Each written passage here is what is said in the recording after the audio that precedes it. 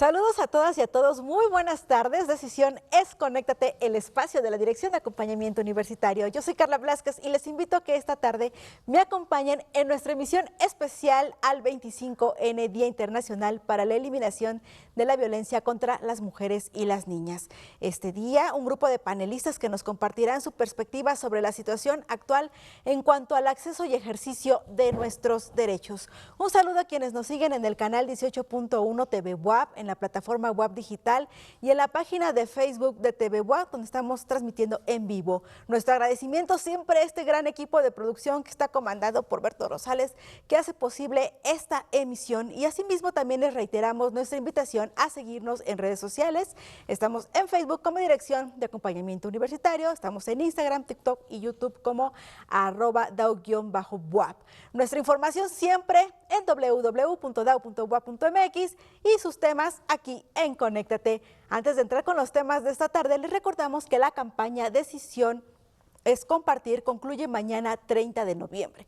Estamos a poquitas horas para que puedan donar arroz y frijol a favor de la comunidad estudiantil de nuestra institución. Esta campaña la estamos realizando en conjunto con Banco de Alimentos Caritas Puebla. Recuerden nuestras diversas sedes en Ciudad Universitaria, aquí en Complejo Cultural Universitario, en la zona centro y en el área de la salud, así como en el Complejo Regional Sur de Tehuacán. Asimismo, estamos invitando a toda la comunidad universitaria y a la sociedad en general a la jornada de actividades en conmemoración del Día Internacional de las Personas con Discapacidad, que se llevará a cabo el día 4 de diciembre de 10 a 17 horas. Esta actividad requiere registro y ustedes pueden hacerlo en www.dao.wap.mx. Este evento virtual tiene como objetivo promover y difundir información entre la comunidad universitaria respecto a los beneficios y recomendaciones que existen para apoyar a las personas con discapacidad, así como proporcionarles herramientas útiles para su mejora académica.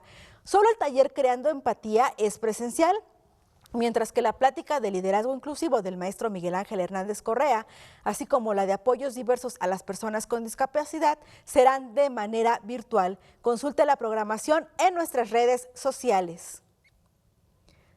Y bueno, finalmente mañana jueves 30 de noviembre se llevará a cabo el 7º encuentro de tutoría y mentoría. Les invitamos a seguir las conferencias en vivo a través del Facebook de la Dirección de Acompañamiento Universitario. Este evento contará con la participación de ponentes como el maestro César Simoni Rosas, el doctor Rodolfo Cruz Vadillo y el doctor Victorino Alatriste Bueno. Y ahora sí, llegó tiempo de conectar con la igualdad.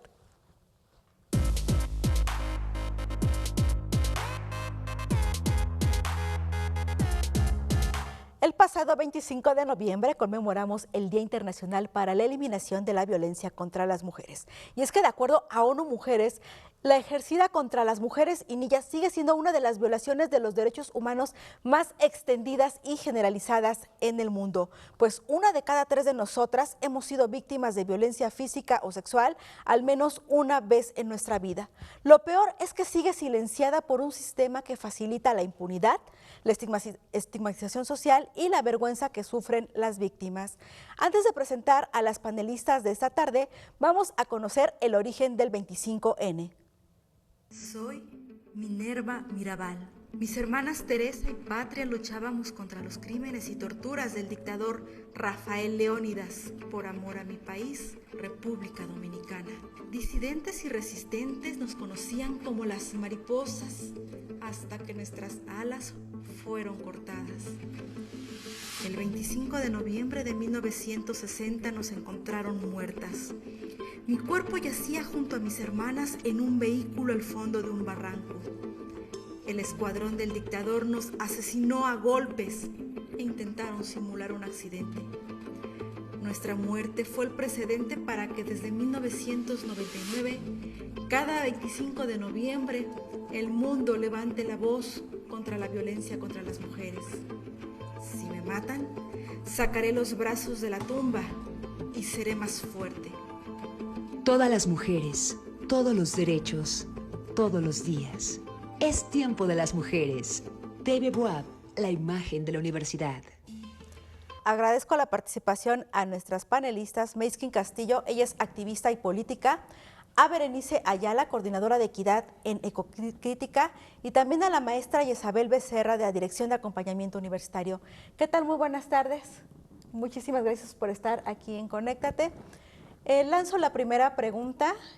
¿Cuáles son los mecanismos que permiten la perpetuación de la violencia de género? Isabel. Pues bueno, definitivamente la desinformación. Bueno, hemos visto que sí, muchas luchas se han dado. Vemos, por ejemplo, lo de las hermanas Mirabal, que por ellas conmemoramos el 25N mes con mes, y bueno, sobre todo en esta ocasión, el 25 de noviembre, pero en lugar de que esta de alguna forma se haya terminado, haya concluido, al contrario, ¿no? Vemos que hay más feminicidios, que la violencia en contra de las mujeres y de la diversidad sexual es cada vez más y más grande. Y bueno, creo que sí, la desinformación definitivamente perpetúa que la violencia, el patriarcado y todas estas prácticas se lleven a cabo y sean pues con mayormente ejercidas el día de hoy. Maki. Realmente he considerado que si algo ha venido es realmente los problemas estructurales que tenemos actualmente.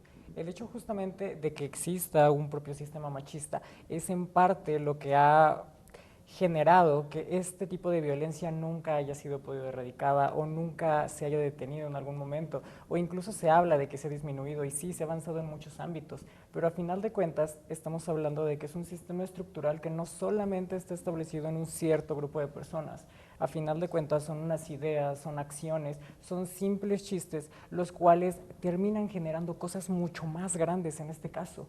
El literalmente que se hagan ciertos comentarios, el que en las familias todavía se sigan permitiendo cosas, o incluso en espacios que deberían de enfocarse en literalmente quitar y eliminar poco a poco estas ideas, pero es algo que no termina sucediendo. Se siguen permitiendo justamente comentarios, chistes en instituciones educativas, en espacios de salud, en espacios de trabajo. Entonces, eso mismo, las pequeñas cosas que suceden día a día terminan contribuyendo a un problema más grande. Bere. Bueno, pues ya mis dos compañeras ya mencionaron dos factores muy importantes, que son la desinformación y la normalización. Y ellos a su vez alimentan lo que yo creo es la desconfianza en las autoridades. Creo que si tú le preguntas a 10 mexicanos, al menos unos 8 o 9 te van a decir que ya no tienen ningún tipo de confianza en ninguna autoridad de ningún nivel, llámese un gobernador, llámese un policía municipal o incluso algo local, hasta algo muy grande. Realmente la desconfianza que tenemos es enorme, lo cual provoca a su vez falta de la denuncia, lo cual provoca a su vez, una vez más, impunidad. Incluso aun cuando denunciamos, la impunidad es bastante grande, y es por eso que, rompiendo con la normalización, quiero destacar la importancia de denunciar y de visibilizar todas estas violencias que vivimos. Desde su ser mujer, ¿cómo han ustedes pues vivido y enfrentado esta violencia? ¿Bere? Bueno, como estudiante de Derecho, y bueno, creo que de cualquier carrera, retomando una vez más lo que dijo mi compañera, es la enorme cantidad de normalización que hay. Desde actitudes que no son señaladas y no son reprendidas por parte de compañeros, hasta actitudes por parte de profesores o incluso directivos. Usualmente cada vez que he alzado la voz, he podido resolver esto, pero también quiero destacar que la mayoría de las veces las víctimas no tenemos el valor de alzar la voz. Sé lo difícil que es llegar a hacer esto por la desconfianza que tenemos, pero así como vivimos esto en nuestras universidades, también lo vivimos en las calles. Yo personalmente quiero destacar que actualmente, ahora que ya tengo más de 20 años, que ya tengo 22 años y que ya soy universitaria, la cantidad de violencia, de acoso, de hostigamiento que he recibido no se compara en nada a la que vivía cuando tenía entre 13 y 16 años. Entonces, a esa edad quiero destacar que obviamente no conocía para nada cómo defenderme, cómo poner una denuncia. Actualmente lo sé. Pero bueno, creo que también quiero mencionar que no somos conscientes de la cantidad de violencia que se ejerce porque las víctimas no tienen el valor de hablar porque no sienten que están en un lugar seguro para hacerlo. Yes. Sí, bueno, definitivamente creo que también los espacios tanto públicos y privados pues han ejercido de una u otra forma violencia hacia mi persona y hacia nosotras las mujeres, ¿no? De repente, bueno, las prácticas igual familiares, ¿no? Que te decían saluda al tío de beso y que quizás eso te incomodaba, ¿no? Porque el tío te sentaba en sus piernas y, y de repente tú como niña lo sentías, híjole, pues como algo normal, incómodo, pero que también te daba pena decirlo, te daba pena plantearlo o negarte a ello, ¿no? O sea, y creo que ya es una práctica de hoy en día, ¿no? Que muchas chicas, pues nosotras mismas, ¿no? De repente, al decir no, al negarnos a un acto que nos parece abusivo o no nos parece tan cómodo, de repente hasta el hecho de sentirte tú culpable o responsable o que la incómoda seas tú, creo que es una forma muy habitual de sentir violencia o de que se ejerza la violencia, ¿no? Lo vemos igual en las calles, ¿no? Que de repente tú sabes que cierta persona está recibiendo violencia y la acompañas a los ministerios públicos a denunciar, a levantar constancias de hechos y que sabes que el Ministerio Público muchas veces te revictimiza, ¿no? Claro. Este tema de que siempre tú eres la culpable o que no vean las cosas o no se tomen las cosas en cuenta con perspectiva de género, creo que es algo fundamental y muy, muy importante y que se debe de cambiar, ¿no? Con sus típicas frases de qué andaba haciendo de noche solita, por qué se vistió así, y ya no sabemos ese tipo de expresiones con los MP. Adelante. En mi caso, he visto y vivido justamente diferentes tipos de violencia hablando en torno a género y en mi caso tengo algo justamente como muy marcado y es el hecho de que yo estudié una carrera que pues era para hombres. Yo soy arquitecta, entonces es gracioso porque puedes ver ambas partes. Una donde la sociedad te dice que no, es que eso ya no existe porque actualmente tú ya puedes estudiar esta carrera. Eso, sí, o sea, ya entré a la carrera y todo y lo demostré y lo que sea, pero la propia violencia que se vivía por parte de profesores a base justamente de que tenían obviamente un favoritismo justamente con los hombres, que era muy marcado, o incluso las propias mujeres, o sea, las maestras, nuestras profesoras también tenían un determinado favoritismo, o incluso muchos catedráticos no te tomaban en cuenta porque simplemente consideraban que pues tarde o temprano es como ibas a dejar la carrera o cosas así, y es uno que terminas viviendo y ya superaste todo lo referente a un ámbito educativo. De pronto me enfrenté justamente a lo que fue el mundo laboral y ya era sí, había un determinado nivel de violencia en este caso por parte de... Llegan a haber chistes, llegan a haber comentarios por compañeros de trabajo, pero luego te enfrentas al que los clientes también te subestimen, también lleguen a justamente replicar. Tenía situaciones en las que los propios clientes me ignoraban y preferían dirigirse a mis compañeros y era como a final de cuentas, eso siguen siendo ese mismo tipo de violencias y que es impactado justamente también por la sociedad. O sea, ya no eran personas que tuvieran una determinada autoridad en este caso, pero la violencia que se terminaba viviendo directamente era bastante grande. Antes de pasar a nuestra siguiente pregunta, vamos a ver el siguiente video sobre las razones de por qué existe el 25N. Existe el 25N. 1. Nuestro país es uno de los más peligrosos para las mujeres en el mundo. Asesinan a más de 10 diariamente. 2. La brecha salarial existe. Las mujeres en México ganan 34% menos que los hombres por realizar el mismo trabajo. 3. En México no hay justicia ante los feminicidios. Solo el 30% de los asesinatos de mujeres se investigan como feminicidios. 4. Cuando una mujer es asesinada, la cultura machista y patriarcal genera narrativas que invisibilizan las violencias ejercidas contra las mujeres. 5. La violencia sexual inicia en la infancia, incluso es ejercida por miembros de la propia familia y casi nunca hay denuncias. 6. El embarazo adolescente en el país ha aumentado dramáticamente. 7. La violencia política por motivos de género limita la participación de las mujeres. 8. Existen muchas campañas publicitarias que cosifican los cuerpos de las mujeres, promueven estereotipos sexistas y determinan patrones sobre la belleza femenina. 9. Cientos de miles de mujeres son sustraídas de sus comunidades para engrosar las filas del trabajo sexual forzado. 10. Las mujeres trabajan en promedio 13 horas más que los hombres y cargan con casi todo el trabajo doméstico. 11. La violencia en el noviazgo normaliza las relaciones injustas de poder y los celos son vistos como prueba de amor. 12. Los medios revictimizan a quienes viven de violencia de género, responsabilizan a la víctima de su propio asesinato. 25N, por una universidad libre de violencia. Muchísimas gracias. Y bueno, también estando pues revisando estas investigaciones, vimos que ONU Mujeres denomina el tema de la violencia de género como una lacra. Yo quiero preguntarles, chicas, si ustedes creen que la violencia de género ya es un problema social. Adelante, Maki. Obviamente es un problema social.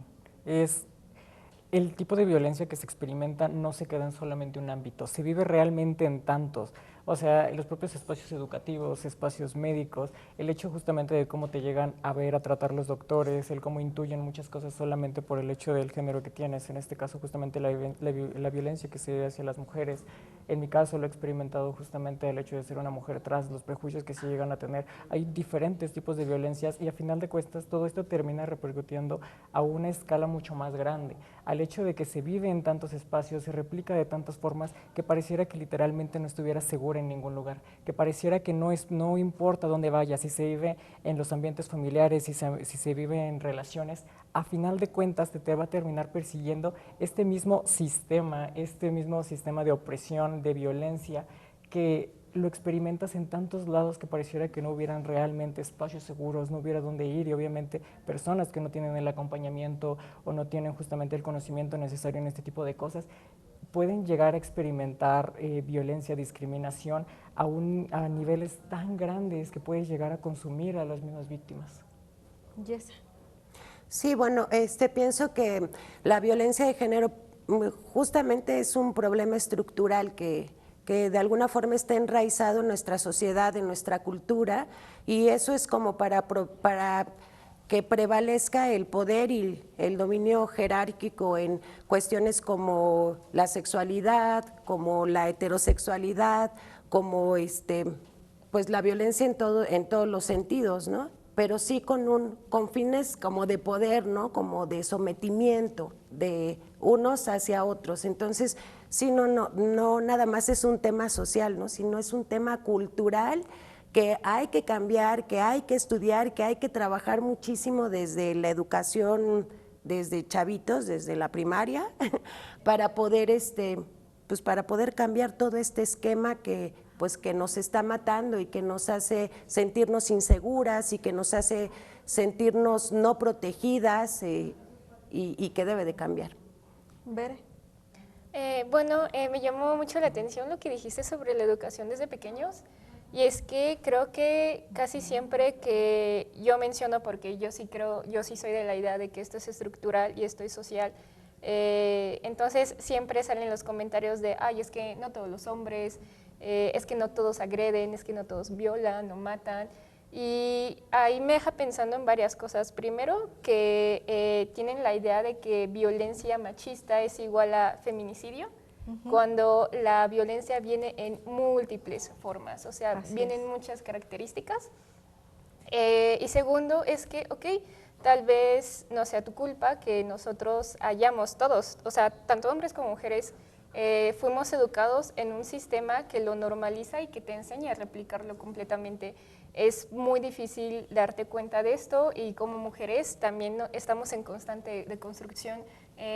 Yo con mi compañera siempre estoy abierta al diálogo, a señalamientos, a seguir aprendiendo, porque es una labor constante. Todo el tiempo tenemos que estar aprendiendo. Y vuelvo a lo mismo, tal vez no es nuestra culpa, tal vez no es culpa de cada uno haber crecido en este sistema, pero eso nos exime de la responsabilidad de cuestionarnos qué actitudes, que si bien no implican violencia física, pero qué actitudes lo normalizan y lo perpetúan. Perfecto. Maki, ¿cómo es que la violencia de género se vuelve de la cuestión privada ya a esta problemática social que nos estabas comentando? Siento que constituye muchas cosas. Es justamente lo que mencionábamos. Son tantos factores. Eso, al final de cuentas, me encanta porque ya coincidimos en ese sentido. Es un problema estructural y no es de ahorita, no es algo que lleva 10 años. Es un problema probablemente de 100 años que obviamente en cada etapa se va viendo de diferentes maneras, pero cada vez que toma un espacio intenta literalmente meterse a cada punto al nivel, en este caso el propio sistema patriarcal, reduce cada vez más y violenta y suprime a las mujeres en este sentido, de manera en que cada uno de los espacios a los que puede llegar las mujeres, al que justamente se intenta, este mismo sistema termina reduciendo a las mujeres, termina creando unas condicionantes en base a lo que debe ser y a lo que puede existir. E incluso algo que a mí muchas veces me gusta mencionar es el hecho de que la propia transfobia viene desde el propio sistema patriarcal, se comparten los mismos tipos de violencia, se experimentan de las mismas y de diferentes maneras en este caso. ¿Por qué? Porque seguimos hablando de la forma en la que te quieren decir lo que puedes ser, te dicen lo que debes de decir, del cómo debes pensar, el cómo debes verte.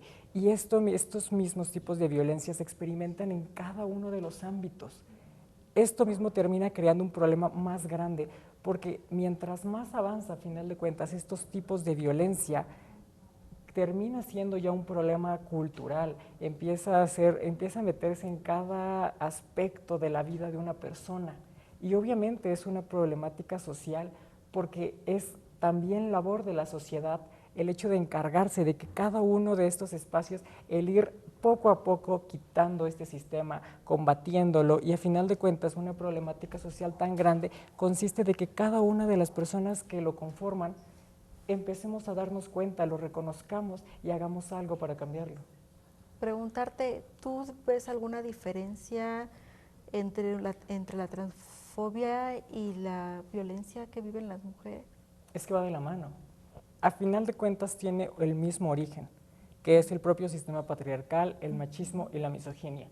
Porque algo que se vive constantemente desde el punto de hacia la violencia de las mujeres trans es el hecho de que hay un tipo de mujeres trans que son permitidas y ese mismo permiso que se les da justamente para existir es a base de las normativas. Es el mismo tipo de violencia que justamente experimentan también las mujeres cisgénero, que es el puedes existir, pero bajo mis reglas, bajo lo que yo te permito. Y si tú intentas salir de cualquiera de estas normas que yo ya he establecido durante todo el tiempo que lleva existiendo este sistema, feminicidio, violencia. Ahorita vengo justamente de un taller por parte de la NEDOC sobre trata de personas y es el darte cuenta de que estas mismas, tú intentas sobresalir de cualquiera de estos aspectos, de cualquiera de estos ámbitos y entonces tienes que ser reprendida y entonces la sociedad te hace ver como que lo mereces. ¿Mereces por qué? Porque no estás siguiendo las reglas que se supone todos ya aceptamos. Gracias. Adelante, Bere. Bueno, precisamente retomando un poquito lo que decía sobre cómo te castigan por salirte de la normatividad. Bueno, cuando hablo de violencia de género, sobre feminicidio, sobre por qué existe el feminicidio en primer lugar, ¿no? ¿Por qué está tipificado? ¿Por qué recibe su propio nombre? Y una vez más siempre me sale este argumento de que, bueno, es que no es como que las maten por ser mujeres, o sea, no es como que, ay, es una mujer, la voy a matar.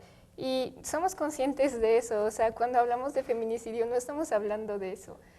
Cuando hablamos de feminicidio hablamos de violencia en razón de género. Y el género entendido como toda la serie de roles de género que se le imponen a una persona por el sexo con el que nació. Entonces, cuando una mujer se sale de estos roles impuestos, cuando se sale de toda la normatividad, cuando no es todo lo que se supone que socialmente debería de ser, cuando no es y no hace todo lo que la sociedad espera que haga por el simple hecho de haber nacido en la condición en la que haya nacido. Entonces es ahí cuando se le reprende, es como un castigo por salirte de toda la normatividad, regresando a lo que decías, y salirte de todos los roles que socialmente se le imponen a una mujer, ¿no? Un caso muy famoso y creo que uno de los primeros casos de feminicidio registrados aquí en el país fue precisamente el de, bueno, es un ejemplo que yo siempre pongo para identificar lo que consiste la violencia de género, ¿no? Sobre un hombre que asesinó a su esposa porque, bueno, él regresaba del trabajo y estaba muy molesto, regresando del trabajo, regresa y se da cuenta de que su esposa no había hecho de comer. Entonces, en un ataque de ira, la golpea por esto y es como escala un feminicidio, ¿no? Creo que en este caso los roles de género son muy claros, ¿no? Tenemos el rol de género que cumple el hombre sobre trabajar y ser el proveedor, y él espera como hombre que su esposa cumpla su rol de mujer, el de ser cuidadora, el de ser ama de casa. Entonces vemos un ejemplo muy claro de cómo una mujer que no sigue estos roles es violentada. Entonces esto es un ejemplo del máximo caso de violencia de género, pero repito lo mismo, viene en múltiples escalas. Vamos a nuestro primer corte y regresamos a escuchar la respuesta de la maestra Yesabel. ¿Sabías que las mujeres y las niñas tienen mayores probabilidades de morir a manos de quienes tienen vínculos más estrechos con ellas?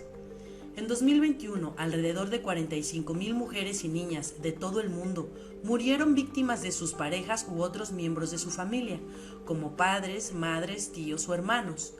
Las parejas actuales o anteriores son, por amplio margen, quienes tienen la mayor probabilidad de perpetrar un feminicidio. El número de homicidios a manos de la pareja o familia se ubicó en cifras relativamente estables e indica que el mundo no está haciendo lo suficiente para poner fin a muertes prevenibles mediante intervención temprana, medidas policiales, justicia sensibles al género y acceso a apoyo y protección centrados en las sobrevivientes. Pongamos fin a la violencia contra las mujeres ya. 25N, por una universidad libre de violencia.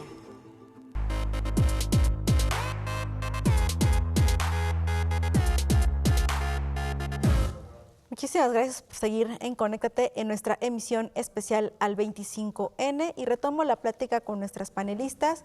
Yesa, pues saber tu opinión, ¿cómo es que cambia de la cuestión privada a una problemática social en la violencia de género?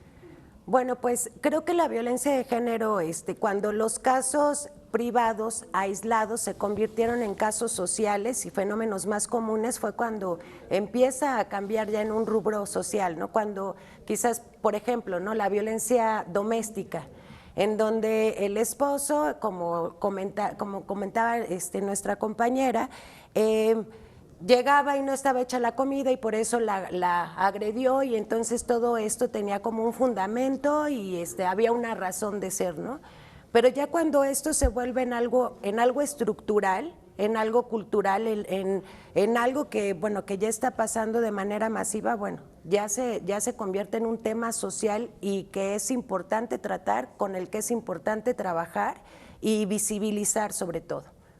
Ahora que hablas de la visibilización, a mí me llama la atención, pues es un tema que ya hay cifras, hay estadísticas que muestran, hay pues organismos que han puesto, organismos públicos que se han instalado precisamente para atención a este tipo de violencias y sin embargo sigue ocurriendo y creo que han aumentado las cifras y bueno, yo creo que también ahí los medios de comunicación tienen cierto papel.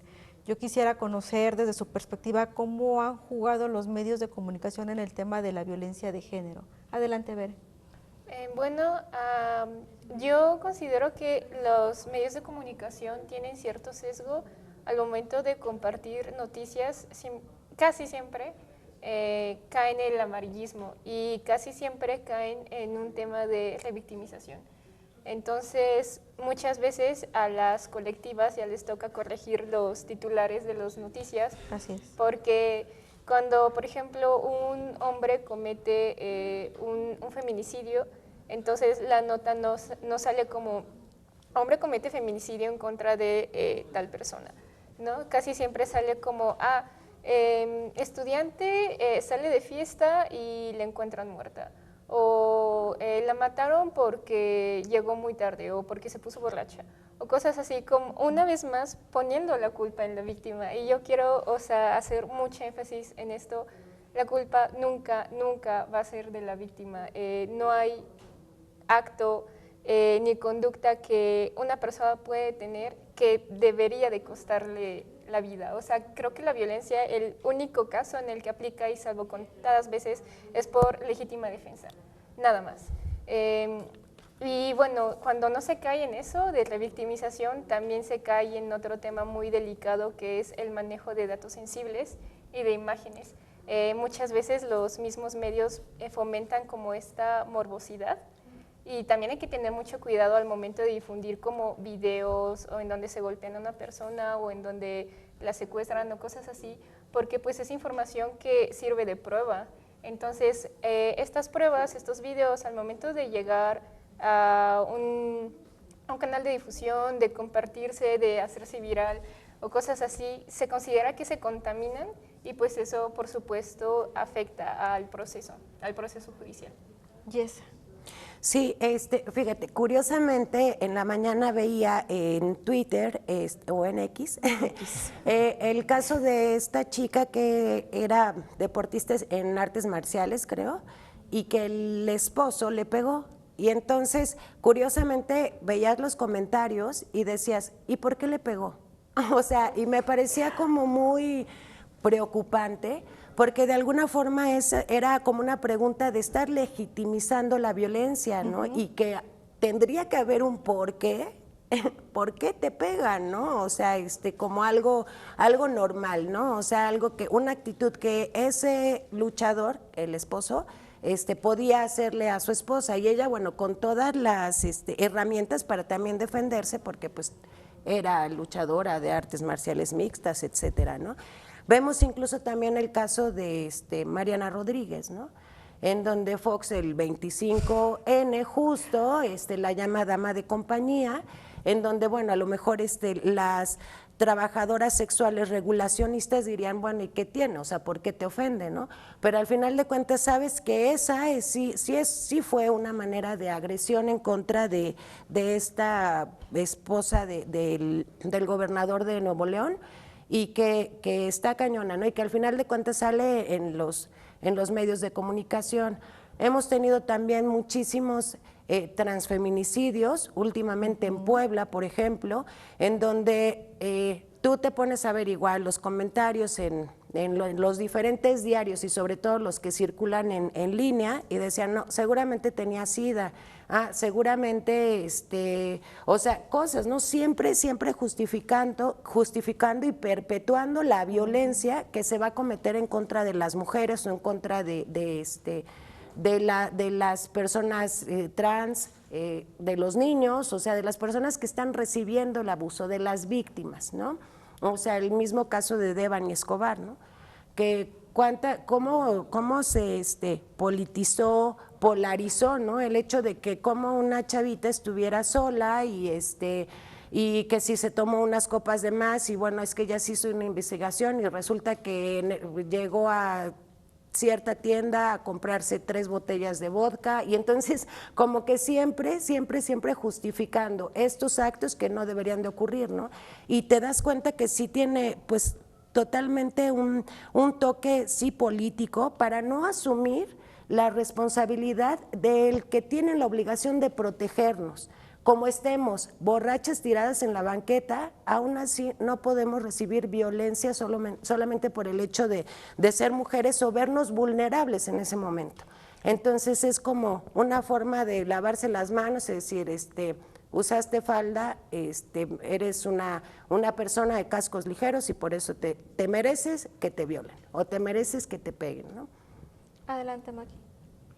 Realmente considero que todas las problemáticas sociales de las que ya hemos estado hablando el día de hoy tiene los medios de comunicación actuales de los últimos 20 años y prácticamente de los últimos 100 años, completamente la responsabilidad de las problemáticas actuales en cuanto a violencia de género.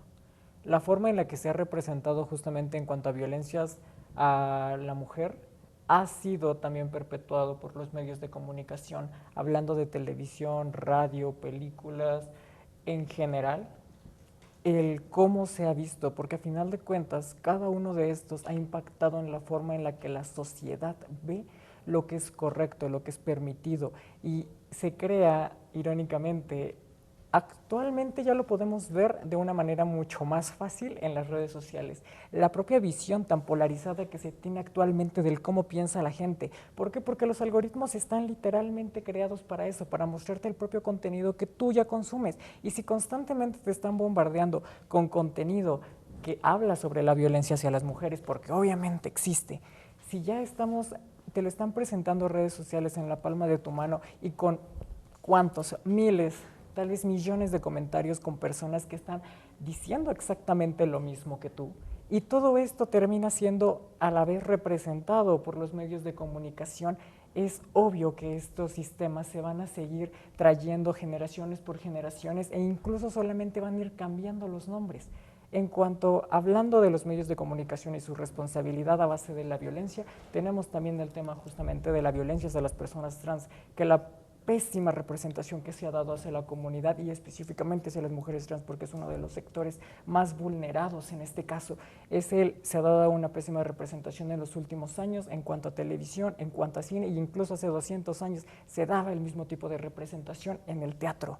Esto mismo es lo que ha contribuido que actualmente México sea el segundo país con mayor número de transfeminicidios en Latinoamérica, solo después de Brasil.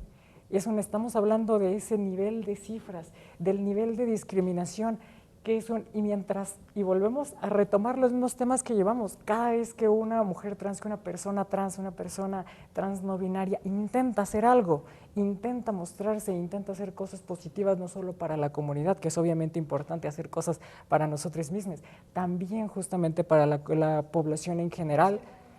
Tenemos literalmente ahorita el caso de la magistrada Yoselva N. Y todo, cómo se trató literalmente el tema ahorita tan sensible de su fallecimiento, de su asesinato, en medios de comunicación. La forma en la que se habló, la forma en la que se revictimizó en este caso. O sea, es el más reciente que tenemos. Incluso la forma en la que se tomó, la diferencia del cómo se ha tomado noticias en general, antes obviamente de su fallecimiento, de su asesinato, de la magistrada, a otros personajes referentes igual a personas trans en medios de comunicación, cómo se glorifican justamente el que se sigan perpetuando las conductas de discriminación, de violencia, de una persona que sí quiere seguir justamente los lineamientos de lo que dice el sistema patriarcal a personas que quieren romperlos. Vamos a ver la siguiente cápsula.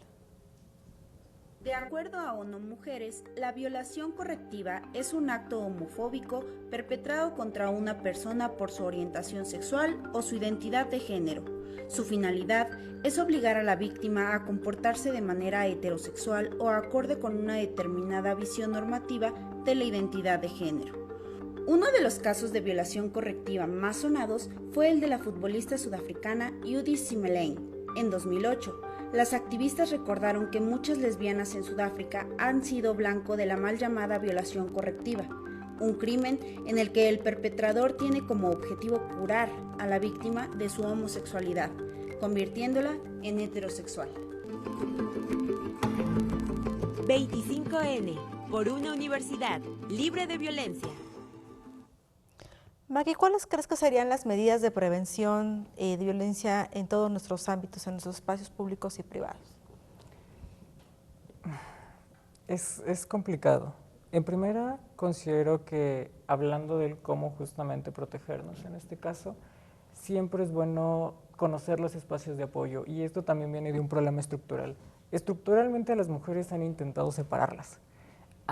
Venimos de esta cultura de el peor enemigo de una mujer es otra mujer, a final de cuentas. Y eso mismo se ha intentado hacer desde lo más pequeñas, que es literalmente la primaria, las escuelas, donde se buscaba justamente estos conflictos internos entre las mujeres. Luego llegamos al hecho de que la propia cultura separara a las mujeres durante los periodos de la adolescencia en base a lo que la sociedad consideraba que era importante y que ellas discutieran entre sí. estamos en el momento justo para empezar a romper todos estos patrones, para el hecho de darnos cuenta de que las propias mujeres somos las que nos podemos apoyar, las que podemos ayudarnos, porque vivimos lo mismo, y esa es la parte muy interesante de todas las violencias. Todo lo que acabamos de comentar, las personas que viven tipos de violencia de género, es muy seguro que es como todas las mujeres han vivido ese tipo de violencias, desde la infancia, la adolescencia, la adultez, cualquier ambiente, pero era muy raro que se platicara entre sí. ¿Por qué? Porque se crean estas divisiones, y al crearse estas divisiones ya no puedes comunicarte y darte cuenta que la misma persona de allá te violentó a ti como violentó a otras 3 mujeres, y eso. El crear los espacios seguros, el buscar colectivos justamente que apoyen en cuanto a situaciones de violencia de género, violencia laboral, violencia doméstica, el hecho de, en casos justamente como del acceso al libre fin del embarazo, ¿cuál es el término que se usa? ¿El término correcto? Violencia obstétrica. Violencia obstétrica también, porque era algo que apenas se está hablando, y es literalmente escuchamos los testimonios de mujeres de todo el tipo de violencias que han vivido, y podemos actualmente en redes sociales encontrar justamente grupos de apoyos que nos pueden permitir el hecho de identificar, porque es el primer punto. La mayoría se llegó a un nivel de normalización, los tipos de violencia que actualmente creemos que la forma en la que nos hablan, la forma en la que nos tratan en diferentes ámbitos es completamente normal, y hasta que se llega a ese punto de comunidad, de conocernos entre nosotros, de escuchar nuestras historias, nos damos cuenta en primera de identificar que lo que vivimos era un tipo de violencia, porque ese es el primer paso. Siento que lo mejor que se puede hacer en este tipo de situaciones es acercarte a otras mujeres, acercarte a colectivas, acercarte a personas que tengan justamente los conocimientos, y a raíz de eso te puedan canalizar a los espacios que se necesitan. En mi caso, yo te he dado acompañamiento justamente a mujeres trans, a personas trans en general de la comunidad, para intentar de que a raíz de los tipos de violencia que han vivido, o incluso para poder llevar sus transiciones de una manera correcta a base de toda la desinformación que hay, encuentren los espacios, canalizar a las personas a las instituciones necesarias. Ok, adelante, a ver. Bueno, definitivamente no es una pregunta nada fácil de responder. Creo que empieza mucho, más que nada, por la capacitación. Retomando el tema de medios digitales, estaría perfecto que todos los medios de comunicación de cualquier tipo recibieran una capacitación sobre cómo tratar estos temas. También que los profesores de cualquier universidad o de cualquier escuela en cualquier nivel, una vez más, tomaran cursos de cuando en cuando, justamente para ellos mismos cuestionarse y ver qué actitudes pueden mejorar. Y es que, o sea, lo tengo que decir así tal cual, pero de verdad no es un trabajo fácil, o sea, es un trabajo constante, es un trabajo que me ha llevado y me sigue llevando bastante tiempo. Y retomando lo que dices, creo que no hay nada más bonito que encontrar un grupo de apoyo, un grupo de personas que compartan tus mismos valores, que puedan ser tu red, que puedan ser tu espacio seguro, y con quienes también tengas la confianza de cometer errores, porque sabes que si bien tal vez no te van a juzgar, pero sí te los van a señalar y sí te van a decir, ok, ahí hay un punto en el que puedes trabajar. Y me gusta mucho tener esta retroalimentación constante. Actualmente me rodeo de personas que constantemente están en una retroalimentación, y de quienes yo también puedo estarme nutriendo todo el tiempo. Adelante, Yesa. Bueno, pues definitivamente pienso que la educación, la información y la no normalización de la violencia. Con el grupo de mujeres que trabajo, que viven en situación de prostitución callejera, ellas, bueno, ellas piensan que es normal que un hombre las empuje, les pegue, les llame putas, las vulnere. O sea, ellas piensan que es súper normal, ¿no? Entonces, bueno, de alguna forma sí la educación es importante, y precisamente creo que distinguir y encontrar esos grupos que quizás puedan ser más vulnerables por estar, no sé, en lugares más lejanos, en donde la cultura patriarcal está más enraizada, crear actividades sororas, ¿no? En donde podamos nosotros reunirnos y darles pues esta información, ¿no? Que ellas tengan la oportunidad de verse, vislumbrarse de manera diferente, de tener ese derecho a tener una vida libre de violencia, pero de manera real, tanto en su comunidad como en su familia, como con las autoridades, como con su entorno social, con el que día a día conviven, ¿no? O sea, vemos que las mujeres en situación de prostitución viven tan inmersas y tan metidas en la violencia que sus nuevas generaciones, sus hijos, crecen con violencia. Entonces, lo más seguro es que ellos repliquen la violencia y que también se vuelva una cadena de una población, porque no es un grupo de personas, sino se vuelve una población que va a violentar más allá, ¿no? Entonces, sí que importante es la información y crear estas redes de apoyo, pero no nada más para que estemos ahí para otros, ¿no? Sino para que, aunque no nos vengan a pedir pues esa ayuda, ese apoyo, nosotros buscarlo y, bueno, pues hacer una comunidad mucho más grande.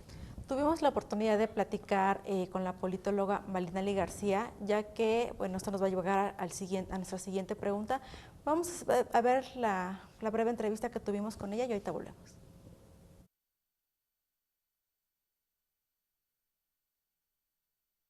Las estructuras todavía están muy reacias a que primero llegue la mujer al poder, pero ahorita es inevitable, porque así los dos frentes, ¿no?, que están postulando mujeres, pues son los que más posibilidades tienen de que así sea. Yo sí creo que va a llegar una mujer a ser la presidenta, pero considero que así en 6 años eliminar la violencia contra las mujeres, no creo que sea posible. Porque yo hablé, mi primer punto ha sido la educación, y creo que en la educación este país todavía como que le cuesta. Y si encima de esto la política educativa que traiga esta nueva presidenta va a ser diferente y va a ser otro bandazo, pues otra política pública en materia de educación, pues lo veo difícil. Tendríamos que avanzarle en muchas instituciones y estructuras, y sobre todo yo hablaba del tema judicial y de impartir justicia y que se acabe la impunidad. Para mí es importante que existan esas sentencias. En el tema de trata de personas es poquito lo que se denuncia, y para llegar a una sentencia, desde que el Ministerio Público tiene la denuncia y la integra, es difícil. Ahora, en el tema de feminicidios está igual. No hay las suficientes sentencias contra feminicidas. En el caso de Puebla, pues tenemos ahí el caso de Cecilia Monzón, que no se logra, aún ya teniendo a los autores materiales confesos, y pues nomás no se puede que tanto los autores materiales como el intelectual puedan tener sentencia. Al contrario, se dilata. Y bueno, yo veo complicado el que en 6 años logremos esto. Habrán avances, sin duda, pero creo que hay que apostarle a la educación, a terminar con la impunidad. Estamos ya casi cortos de tiempo, entonces voy a lanzar mis 3 últimas preguntas a mis invitadas. La primera, ¿ustedes creen que estas leyes que nos protegen o que algunas reformas sirvan de algo? Esa sería la primera pregunta. La otra, ¿qué hacer si alguien de nuestras amigas, de nuestra familia sufre de violencia de género? Y su mensaje final sobre el tema de esta tarde. Adelante, Bere. Bueno. En cuanto al tema de leyes, por supuesto, es importante, sirve, pero quiero destacar que hay ya infinidad de leyes. De verdad, tú le preguntas a un abogado y creo que algunos, la mayoría, por lo menos una o 2 veces han encontrado en el ejercicio de su carrera alguna ley que desconocían completamente. Entonces, yo creo que más que el tema de seguir legislando es garantizar mecanismos que ejerzan y que hagan efectivas estas leyes. Y respecto de cómo, qué hacer cuando tenemos a una amiga en esta situación, bueno, primero acompañarla, pero no desde las responsabilidades o desde la culpa, tal vez ni siquiera desde el cuestionamiento de qué pasó. Muy probablemente la persona se va a acercar a nosotros y nos va a contar cuando se sienta lista, no hay que presionarla para hacer eso y tampoco hay que, o sea, yo sé que a lo mejor como estudiante de derecho esto suena muy contradictorio, pero no hay que presionar a las víctimas para denunciar, creo que hay un proceso y ya sea que decida iniciar un proceso judicial o no, es completamente su elección y en cualquiera de los casos hay que darle el acompañamiento necesario. Adelante, Yesa. Bueno, pues punto número 1, creo que es importantísimo dejar de romantizar la violencia, ¿no? O sea, vemos que muchos de los casos de violencia son en las relaciones amorosas, en las relaciones sentimentales y siempre se justifica, ¿no? Y vemos cómo, bueno, pues la violencia va en aumento, tenemos ahí el violentómetro, que no muchas veces, o sea, que no siempre va de un paso a otro, sino que puede saltar, pero al final de cuentas es violencia y podemos detectarla de esta manera. Entonces, la importancia de dejar de romantizar la violencia y de tener más servidores públicos que puedan ayudarnos con bueno, expertos en perspectiva de género, ¿no? Porque muchas veces por la desinformación, por la revictimización, muchas mujeres dejan de sus procesos legales, ¿no? O lo que quieren denunciar. Adelante, Maki. Es sumamente importante toda la cuestión de leyes, pero considero que Vero tiene muchísima razón. Hay muchísimos tipos de leyes. Yo también me dedico a tema político, entonces en este caso el propio tema político a mí me lo han explicado puedes crear literalmente la ley que tú quieras y puedes fundamentarla y todo esto, pero hay una gran probabilidad de que quede en letra muerta. Se tiene que buscar justamente los mecanismos de garantizar los propios derechos, no es como de que estar metiendo solamente leyes, se necesita hacer un trabajo constante tanto de tema político como de tema judicial, literalmente el hecho de que se aplique y a la vez que las personas conozcan las leyes. Hay una infinidad de leyes que si las personas que se dedican a eso, que son políticos o que son abogados, no conocen eso, obviamente que la sociedad civil y toda la población en general tampoco lo va a hacer. Muchísimas gracias a nuestras panelistas por haber estado en Conéctate, muchísimas gracias a Maki Castillo, activista y política, muchísimas gracias también a Bere Ayala, coordinadora de Equidad en Ecocrítica, muchísimas gracias a la maestra Isabel Becerra de la Dirección de Acompañamiento Universitario.